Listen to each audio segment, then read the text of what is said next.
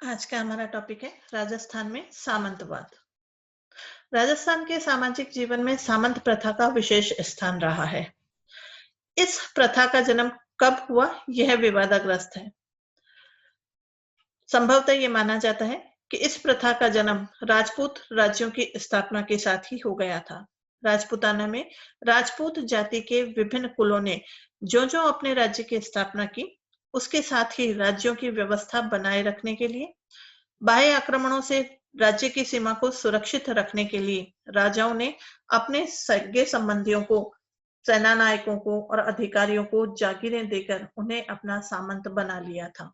जो राज्य बढ़े, त्यों इनके अधिकारों में वृद्धि होती गई। प्रत्येक राज्य का संगठन कुलीय भावना पर आधारित था। अधिकांश सामंत और अधिकारी राजा के वंश के ही होते थे। ये सामंत अपने आप को सामंत ही नहीं वरन राजा का संबंधी सगोत्र बंधु माना करते थे। ये अपने आप को राज्य का हिस्सेदार भी मानते थे। अन्य कुलों के राजपूतों को अस्थायी सेवार्थ जागीरें दी जाती थी। महत्वपूर्ण और विश्वसनीय पदों पर सगोत्र बंधु लोगों को ही नियुक्त किया जाता था। राजा और सामंतों के बीच भाईचारे की भावना के कारण राजा की स्थिति बराबर वालों में प्रथम की स्थिति थी। राजा भी इनका बहुत सम्मान करता था। आयु में बड़े सामंतों को काका जी, भाई जी जैसे आदर सूचक शब्दों से संबोधित किया करता था। राजपूत राज्यों में ज्येष्ठ अधिकार की परंपरा थी, लेकिन इसके लिए कुलीय सामंतों की स्वीकृति लेना आवश्यक था। यदि कुलीय सामंत को ज्येष्ठ पुत्र की योग्यता पर संदेह होता तो वह किसी अन्य को शासक बना देते थे। मुगल काल में राजपूत राजाओं और सामंतों के आपसी संबंधों में परिवर्तन आ गया था। उत्तराधिकारी के मामले में पहले सामंतों की स्वीकृति लेनी पड़ती थी। अब विवादाग्रस्त उत्तराधिकारी या मनोनीत उत्तराधिकारी की स्वामी भक्ति पर संदेह होता तो मुगल सम्राट अपने कृपा पात्रों को उत्तराधिकारी बना देता था और मुगलों का विरोध करना सरल नहीं था। आपसी संबंधों के ऊपर भी इस समय गहरा प्रभाव पड़ा था। राजपूत शासक भी मुगल सम्राटों की भांति सामंतों पर निरंकुश नियंत्रण रखने का प्रयास करने लगे थे। उदाहरण के लिए मारवाड़ के राजा उदय सिंह ने मुगल संरक्षण स्वीकार करने के बाद सामंतों को कुचलना आरंभ कर दिया था। मेड़तियों सामंतों की जागीरों को खालसा कर दिया था। उदावतों से जैतारण छीन लिया, चंपावतों की जागीर को खालसा कर दिया था। इसके अलावा राजपूत राजाओं ने अपने अधीन राजपूत सामंतों को सैनिक सहयोगियों के रूप में भी देखना आरंभ कर दिया था। उनकी जागीरों की आय का उन्होंने मूल्यांकन करवाया और आय के अनुपात में ही सैनिक बल निर्धारित कर दिया था। सामंतों के उत्तराधिकार को भी नियंत्रित इस समय तक कर दिया गया था। तलवार बंधाई, नजराने की प्रथा जैसी नई चीजें शुरू कर दी गई थी। सामंतों पर नए नए कर लगाने आरंभ कर दिए थे। मुगल शासकों की तरह सामंतों की अलग अलग श्रेणियां भी बनानी आरंभ कर दी थी। सामंतों को भी ये सब कुछ सहन करना पड़ा क्योंकि राजाओं को इस समय मुगल संरक्षण प्राप्त था और मुगलों का विरोध करना जो है वो सरल नहीं था। 18वीं सदी में मुगलों की केंद्रीय सत्ता का पतन आरंभ हो गया था। राजपूत शासकों के भी परंपरागत झगड़े जो थे वो आरंभ हो गए थे। सभी अपने अपने प्रभाव बढ़ाने में लगे हुए थे। अब राजपूत राजाओं को पुनः अपने सामंतों की आवश्यकता पड़ने लगी। स्थिति का लाभ उठाकर सामंतों ने भी अपने पुराने अधिकारों को पुनः स्थापित करने का प्रयास किया। लेकिन राजपूत शासकों ने अपनी निरंकुशता और अधिकार को बनाए रखने के लिए मराठों का सहयोग किया, लेकिन इसके परिणाम बड़े विनाशकारी सिद्ध हुए। अंतोगत्वा राजपूत शासकों ने अंग्रेजों का संरक्षण लिया और उन्होंने दोनों ही पक्षों को कमजोर बनाने की नीति अपनाई थी।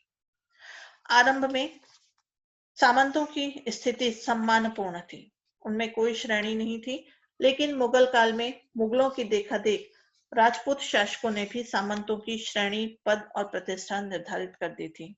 अब संबंध भाईचारे की जगह स्वामी और सेवक का हो गया था। मेवाड़ में महाराणा अमर सिंह द्वितीय ने अपने सामंतों को 3 श्रेणियों में बांट दिया था।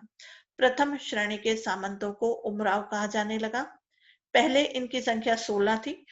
19वीं सदी के अंत तक इनकी संख्या 24 हो गई थी। द्वितीय श्रेणी के सामंतों की संख्या 32 थी, अतः यह 32 कहलाए। और तीसरी श्रेणी के सामंतों की संख्या कई थी, अतः इन्हें कोल कहा गया।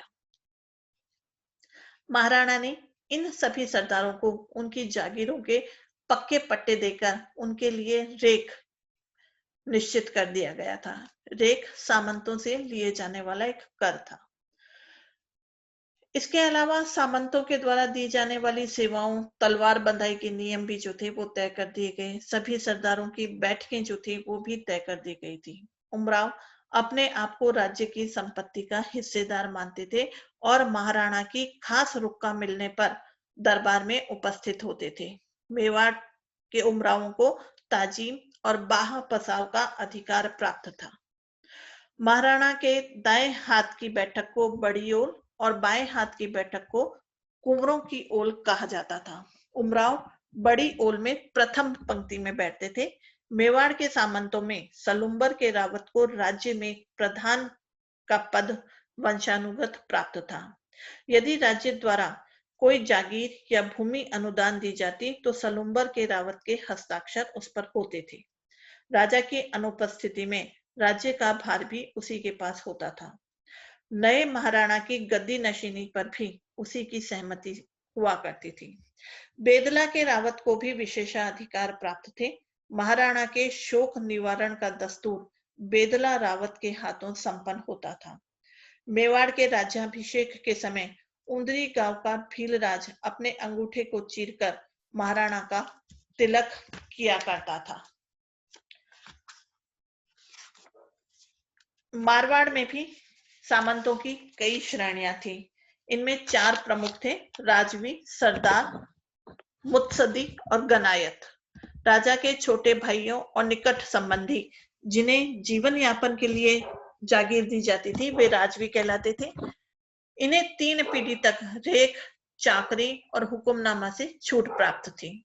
3 पीढ़ी बाद ये सामान्य जागीरदार हो जाया करते थे। राज परिवार के अलावा अन्य राठौड़ सामंतों को भी सरदार हुआ करते थे। अधिकारियों को जागीर राज परिवार के अलावा अन्य राठौड़ सामंतों को अधिकारियों को जो जागीर दी जाती थी वे मुत्सदी और अन्य सामंतों को गनायत कहा जाता था। मारवाड़ में सरदारों की भी 4 श्रेणियां थी। प्रथम श्रेणी के सरदार सिरायत, दरबार में इनकी बैठक सभी सरदारों से पहले होती थी। इन्हें दोहरी ताजीम का अधिकार प्राप्त था। गनायतों के ठिकाने उन जागीरदारों के जिन जागीरों से वो होते थे, राजघराने से वैवाहिक संबंध के कारण, या वह जो मारवाड़ में पहले से रह रहे थे और अब राठौड़ों की अधीनता स्वीकार कर चुके थे। जयपुर में जागीरदारों का विभाजन 12 कोटड़ी के आधार पर आधारित था।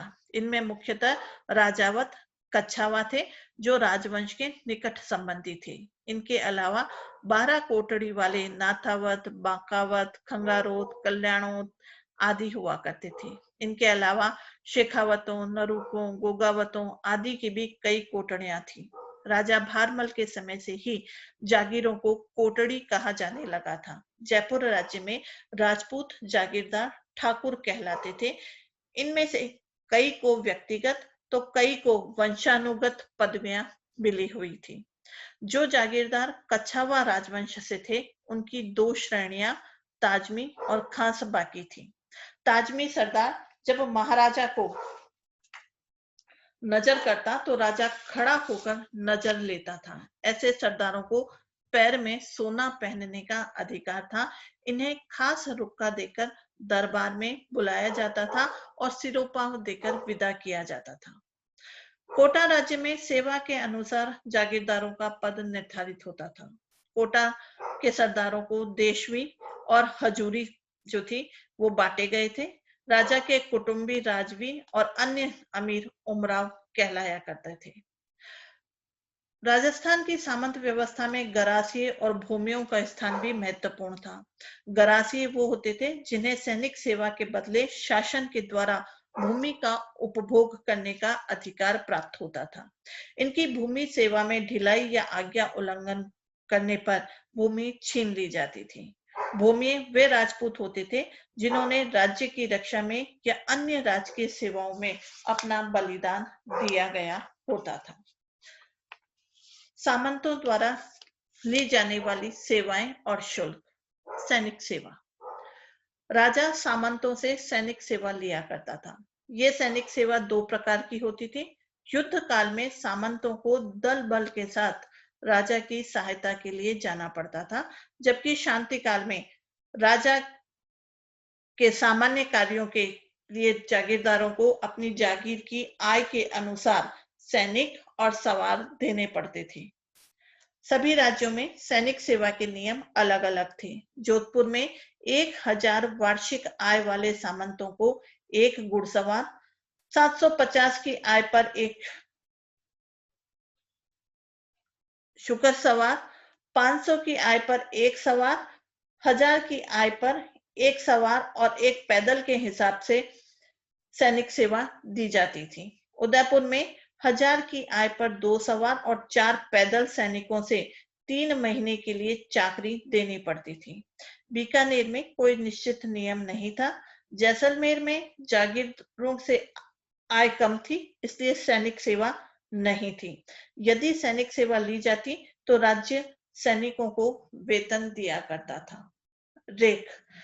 रेख वह मापदंड होता था जिसके आधार पर जागीरदारों से राजकीय मांगों जैसे उत्तराधिकार शुल्क, सैनिक सेवा, न्योता शुल्क आदि का हिसाब किताब किया जाता था।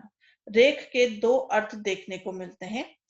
रेख का अभिप्राय उस अनुमानित आय से था जो शासकों द्वारा दिए गए जागीर के पट्टों में दर्ज होती थी, और दूसरा रेख का अर्थ उस सैनिक कर से था जो राठौड़ राज्य, जोधपुर, बीकानेर की सैनिक सेवाओं के अलावा सामंतों से लिया जाता था। यही रेख राजाओं और सामंतों के बीच विवाद का कारण बना था, क्योंकि पट्टों में दर्ज रेख की अनुमानित आंकड़ों और वास्तविक आय में काफी अंतर था। राजा का तर्क था कि वास्तविक आय रेख से ज्यादा है, तो सामंतों का ये कहना था कि वास्तविक आय रेख से कम है। जोधपुर में सामंतों से सैनिक सेवा के अलावा रेख नामक कर भी लिया जाता था। 1755 में महाराजा विजय सिंह ने इसे शुरू किया था। इन्होंने जागीरदारों पर शाही जजिए और मारवाड़ से बाहर युद्धों में भाग लेने की सेवा के बदले 1000 की आमदनी पर 300 रुपए के हिसाब से मतालबा कर लगाया गया था। चूंकि ये रेख के हिसाब से था, इसलिए बाद में इसे रेख कहा गया। यह न तो प्रतिवर्ष वसूल किया जाता था और न ही इसकी कोई दर जो थी वो तय की गई थी। उत्तराधिकार शुल्क। यह राज्य द्वारा जागीर के नए उत्तराधिकारी से वसूल की जाती थी। इसे पेशकशी, कैद खालसा, तलवार बंधाई या नजराना आदि कहा जाता था। आरंभिक काल में यह प्रथा प्रचलित नहीं थी। यह प्रथा मुगलों की देन रही है।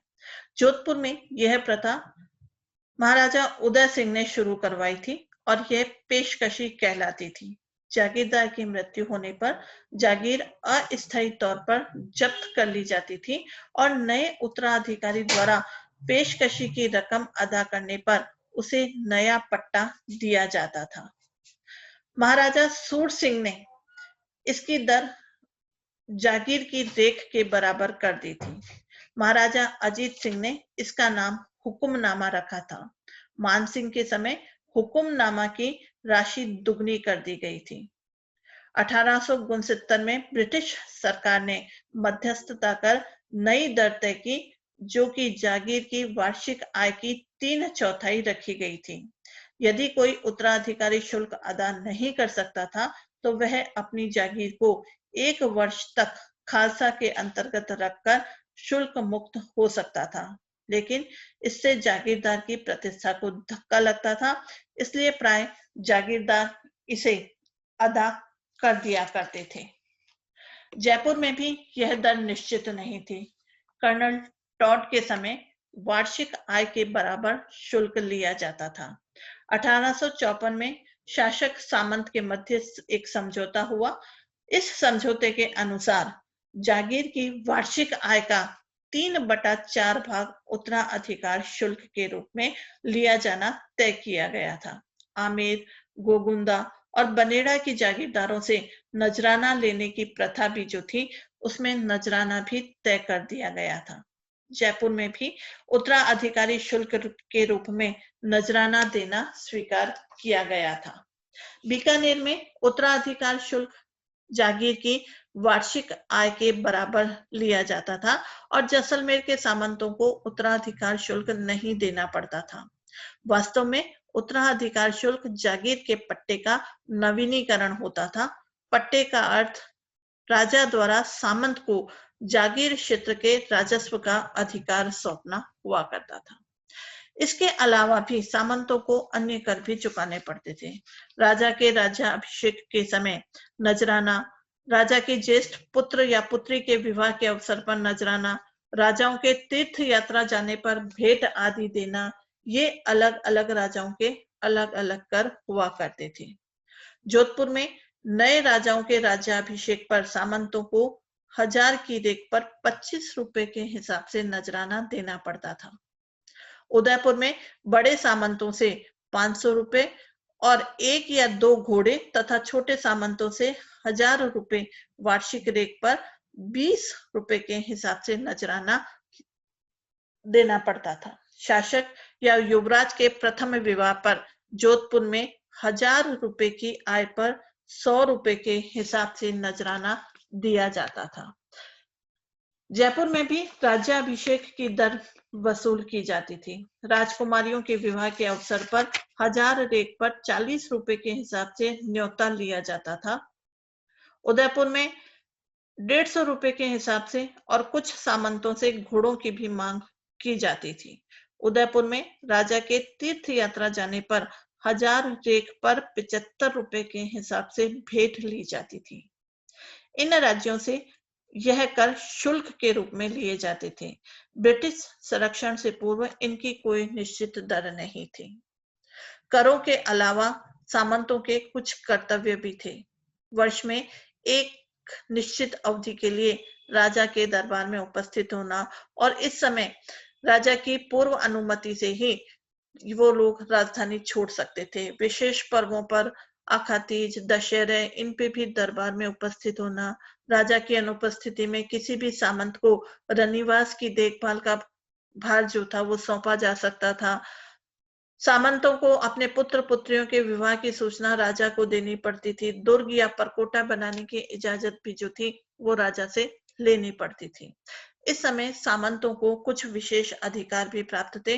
सिरोपाव का अधिकार, खास रुक्का का अधिकार, लवाजमा सिक्के ढालने का अधिकार, शराब की भट्टियां चलाने का अधिकार, माल पर चुंगी टैक्स जो था वो इनके ऊपर नहीं लगा करता था।